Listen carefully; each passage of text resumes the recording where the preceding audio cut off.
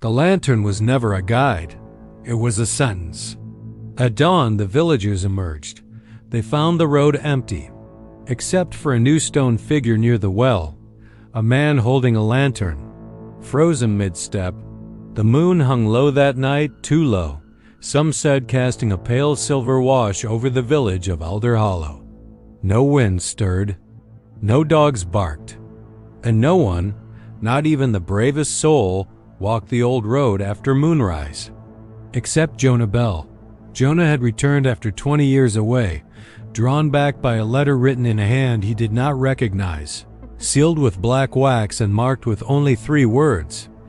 Come home before dark. He arrived just after sunset. The village looked smaller now. Crooked houses leaned inward as if whispering secrets to one another. Windows were dark, though Jonah knew the people were awake. They were always awake when the moon was full. As he stepped onto the old road, his boot struck something metal. A lantern. It stood upright, unlit, its glass cloudy with age. Jonah frowned. No one left lanterns on the road, not since the following began. He bent to move it aside. The moment his fingers brushed the cold handle, the lantern ignited on its own. A flame bloomed inside, soft, blue, and soundless. Jonah staggered back. The light stretched unnaturally long across the road, pointing not forward, but behind him. He turned. Nothing. When he looked back, the lantern was no longer at his feet. It was 10 paces ahead, waiting. Jonah laughed nervously. Very funny, he muttered, though no one could hear. He walked forward. The lantern drifted farther ahead, always keeping the same distance, its blue flame never flickering, never dimming. The deeper Jonah went into Elder Hollow, the colder the air became. His breath fogged. His ears rang with a low hum, like distant chanting beneath the earth. He passed the old well. That's when he heard footsteps. Not beside him. Not ahead. Behind. Slow. Deliberate. Matching his pace exactly. Jonah stopped. The footsteps stopped. He turned. The road was empty, but the lantern's light now bent sharply sideways, illuminating the mouth of a narrow path leading into the woods. Jonah shook his head. No, he whispered. The lantern flared brighter. The footsteps resumed, closer now. With no other choice, Jonah stepped onto the forest path. The trees closed in immediately, their branches twisted like grasping fingers.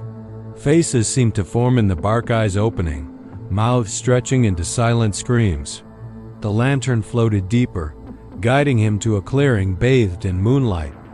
At the center stood a circle of stones, and within the circle, a man, or what remained of one. He stood frozen, eyes wide in terror, mouth open mid-scream. His skin was gray, cracked like old clay. Jonah's heart dropped. He recognized the face. It was himself, younger, from the night he fled the village. Behind the stone figure, carved into a tree, were words Jonah remembered carving long ago. High T follows the light. The lantern drifted between Jonah and the statue. Then, slowly, it turned.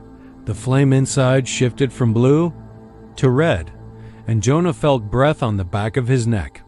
A voice whispered not in his ears, but inside his skull. You carried the lantern once, it said. You passed it on. Now it returns to you. Jonah spun around. The darkness moved. It peeled itself from the trees, taking shape long, thin, human, yet wrong in every proportion. Its face was empty except for a single burning eye that glowed the same red as the lantern. Jonah ran. Branches clawed at him. Roots tripped him. The footsteps thundered closer, too many footsteps, overlapping, circling. He burst from the woods back onto the road. The village lights flickered on all at once. Doors slammed shut, windows barred. The lantern floated gently into Jonah's trembling hands. The voice returned, calm now. Walk, it said, and the light will spare them. Jonah understood. The lantern was never a guide. It was a sentence. At dawn, The villagers emerged.